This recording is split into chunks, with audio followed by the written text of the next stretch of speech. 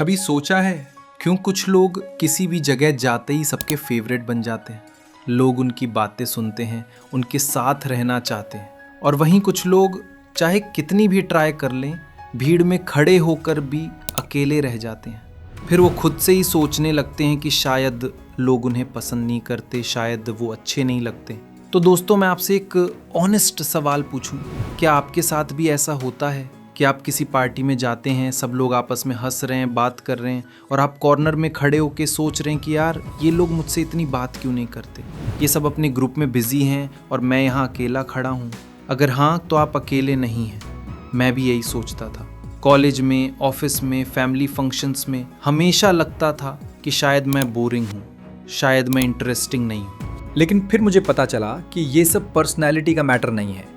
बस कुछ छोटी छोटी चीज़ें हैं जो अगर आप सीख जाएं तो आप लिटरली किसी को भी इम्प्रेस कर सकते हैं। असल फ़र्क हैबिट्स और बिहेवियर का है। जो लोग ये 5 हैबिट्स फॉलो करते हैं उनकी लाइफ में सक्सेस रेट 40% तक बढ़ जाती है।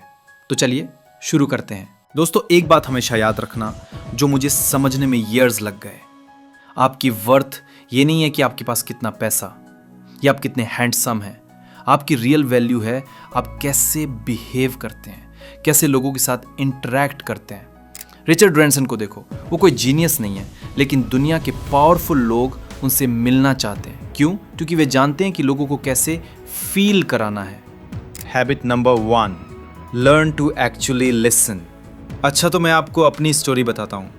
कॉलेज में था, फ्रेशर्स पार्टी थी, मैं एक्साइटेड था, नए लोग, नए फ्रेंड्स बनाने का चांस। लेकिन क्या किया मैंने, पूरी शाम अपने बारे में बताता रहा। मेरे 12th के मार्क्स, मेरे हॉबीज़, मेरे प्लान्स, मेरे सपने, everything about me. Result, and में मैं अकेला था। लोग स्लोली मुझसे दूर हो गए थे।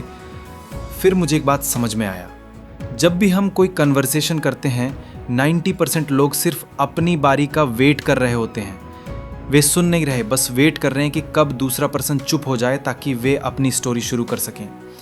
असल में यही गलती ज़्यादातर लोग करते हैं। वो सुनते नहीं, बस इंतज़ार करते हैं कि कब उनकी बारी आए। UCLA के साइंटिस्ट ने पाया है कि जब कोई पर्सन फील करता है कि उसकी बात जेन्युइनली सुनी जा रही है तो उसके ब्रेन में ऑक्सीटोसिन रिलीज़ होता है। ये वही हार्मोन है जो हगिंग के टाइम निकलता है। मतलब साइंटिफिकली उसका मूड आपके लिए पॉजिटिव हो जाता है।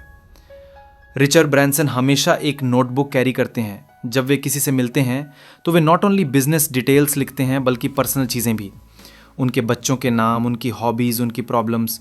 और वीक्स के बाद जब वे उनसे फिर से मिलते हैं तो कहते हैं, अरे हाँ, तुम्हारी बेटी की डांस कंपटीशन कैसी रही? और सामने वाला आदमी शॉक्ड रह जाता है। वो सोचता है, यार ये इतना केयरिंग, इतना डिटेल कैसे हो सकता है?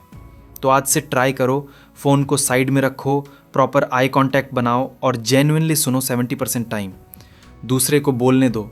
ट्रस्ट मी, मैजिक होगा। यार, हमारी सोसाइटी में सब एक्सपर्ट है कंप्लेन करने में। फेसबुक पे देखो, व्हाट्सएप ग्रुप्स देखो, सब कुछ गंदा है, सब कुछ रॉन्ग है। पॉलिटिशियंस गलत, बैड वेदर, हेवी ट्रैफिक, हर चीज़ में प्रॉब्लम। लेकिन जब कोई जेन्युइनली अप्रिशिएट करता है तो क्या होता है? मैं आपको मेलिंडा गेट्स का एग्जांपल देता हूँ। जब वो किसी चैरिटी इवेंट में जाती हैं तो वॉलंटियर्स के साथ इंटरेक्ट करती हैं, लेकिन वो जेनरिक थैंक यू नहीं कहती, वो स्पेसिफिक होती हैं। मैंने देखा कि तुमने उस एल्डरली लेडी की कैसी हेल्प की, पेशेंस से उनकी बात सुनी और उन्हें कंफर्टेबल फील कराया। कुछ इस तरह से अप्रिशिएट करती हैं। उस वॉलंटियर को कैसा लगता होगा? Amazing, right? Doctor John Gottmann ने कपल्स पर रिसर्च की और पाया कि सक्सेसफुल रिलेशनशिप्स में पॉजिटिव कमेंट्स और नेगेटिव कमेंट्स का रेशो 5:1 होता है, लेकिन हम नॉर्मली 1:3 पर ऑपरेट करते हैं, ज़्यादा नेगेटिव। वॉरेन बफेट, यार वो दुनिया के रिचेस्ट पर्सन में से एक है, लेकिन वो अपने एम्प्लॉयज़ को hand written thank you notes लिखते हैं, छोटी छोटी चीज़ों के लिए। तो जब भी किसी को अप्रिशिएट करो तो दिल से करो और डिटेल में करो, कोई स्पेसिफिक रीज़न के लिए। किसी को कुछ स्पेसिफिक कॉम्प्लीमेंट दीजिए, लाइक बहुत अच्छा नहीं, बल्कि यार तुमने जिस तरह से उस प्रॉब्लम को सॉल्व किया, क्रिएटिव थिंकिंग दिखाई, वो रियली इंप्रेसिव था। Be confident but don't show off. यार, मुझे याद है मैं कभी भी कोई प्रेजेंटेशन देने से पहले नर्वस हो जाता था। हैंड्स शेक करने लगते थे, वॉइस कांपती थी। मैं सोचता था कि लोग जज करेंगे, सोचेंगे कि ये कितना कमज़ोर है। फिर मैंने खोजते खोजते एमी कडी का टेड टॉक वीडियो देखा।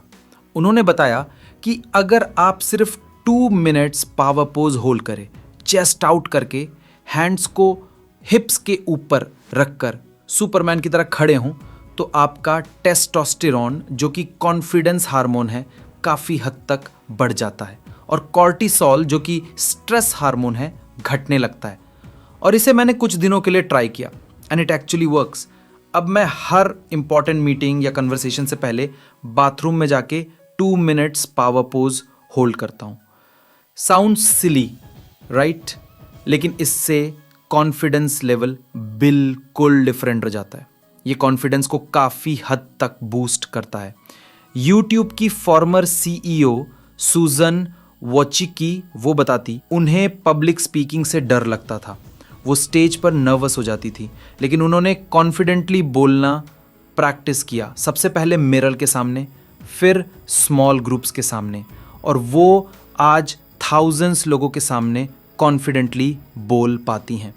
दोस्तों, कॉन्फिडेंस का मतलब एरोगेंस नहीं है। कॉन्फिडेंस का मतलब है आप जो हैं उसमें कंफर्टेबल होना। आई थिंक शायद की बजाय आई बिलीव कहना, अपनी स्पेस को ओन करना। कुछ लोग रूम में एंटर करते ही पूरा एटमॉस्फेयर लाइट हो जाता है, और आपने नोटिस किया होगा कि कुछ लोग जिनके आते ही सबका मूड ऑफ हो जाता है। ओके, तो यहाँ पे 2 टाइप्स के लोगों के एग्जाम्पल देखते हैं।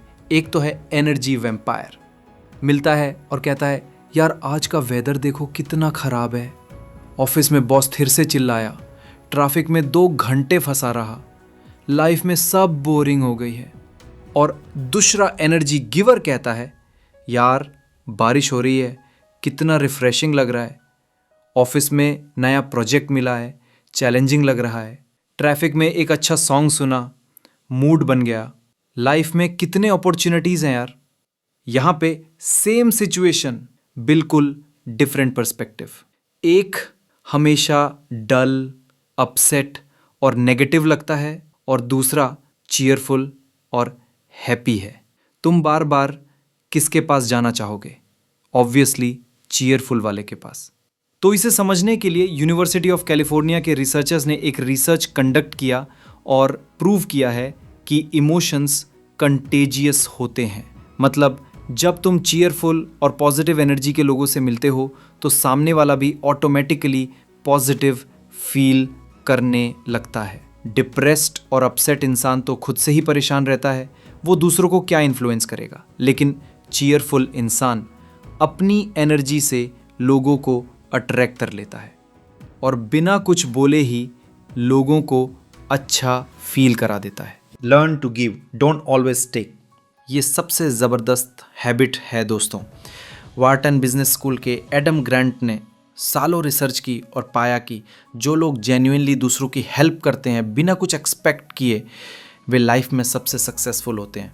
5 तरीके हैं गिविंग के: टाइम देना, नॉलेज शेयर करना, कनेक्शंस बनाना, रिकॉग्निशन देना और इमोशनल सपोर्ट देना।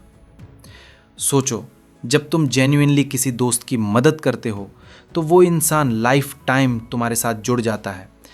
लेकिन अगर तुम सिर्फ मांगते रहोगे तो धीरे धीरे लोग तुम्हें नीडी और पावरलेस समझने लगेंगे। तो हैबिट बनाओ, जितना हो सके गिव करो, क्योंकि गिवर हमेशा रिस्पेक्टेड और रिमेंबर्ड रहता है। तो दोस्तों, अगर ध्यान से देखो, ये 5 हैबिट्स एक चेन की तरह जुड़ी हुई हैं। जब तुम पहले सुनना सीखते हो तभी तुम्हें दूसरों की अच्छाइयाँ नज़र आती हैं। जब तुम अप्रिशिएट करते हो तभी तुम्हारा कॉन्फिडेंस बढ़ता है। जब कॉन्फिडेंस आता है तो तुम चीयरफुल होकर लोगों से मिलते हो, और जब चीयरफुल एनर्जी फैलाते हो तो नेचुरली तुम्हारे अंदर देने की आदत भी आ जाती है। ये हैबिट्स डिफ़िकल्ट नहीं है, बस प्रैक्टिस की ज़रूरत है। पहले 2 वीक्स लिसनिंग और अप्रिशिएशन पर फोकस करो, अगले 2 वीक्स कॉन्फिडेंस और पॉजिटिव एनर्जी बिल्ड करो, last 2 weeks giving habits develop करो।